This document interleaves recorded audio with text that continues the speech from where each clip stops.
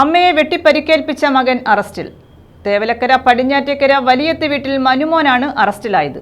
പരിക്കേറ്റ അമ്മ കൃഷ്ണകുമാരിയെ Alappuzha medical college ആശുപത്രിയിലേക്ക് മാറ്റി.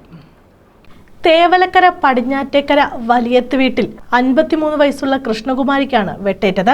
മകൻ 33 വയസ്സുള്ള മനുമോനാണ് അമ്മയെ വെട്ടിപ്പരിക്കേൽപ്പിച്ചത്. ചേച്ചിയുടെ ബഹളം കേട്ടോണ്ട് ഞങ്ങളവിടെ ഓടിച്ചെന്ന് നോക്കിയപ്പോൾ വലത്തെ കയ്യിലെ നരമ്പ് മൊത്തത്തിൽ വെട്ടി മുറിച്ചു. ഇവിടെ മുഖത്തൊരു 3-4 വെട്ടുണ്ട്. അതിൽ ഒരു വെട്ട് കുറച്ച് ആഴത്തിലായിട്ട് ഉണ്ട്.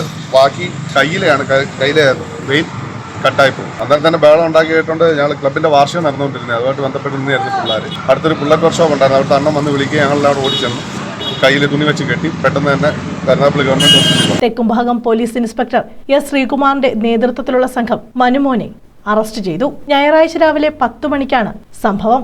മുഖത്തും കൈക്കുമാണ് വെട്ടേറ്റത്. വിദഗ്ധ ചികിത്സയ്ക്കായി കൃഷ്ണകുമാരിയെ ആലപ്പുഴ മെഡിക്കൽ കോളേജ് ആശുപത്രിയിലേക്ക് മാറ്റി. News bureau, Chavara.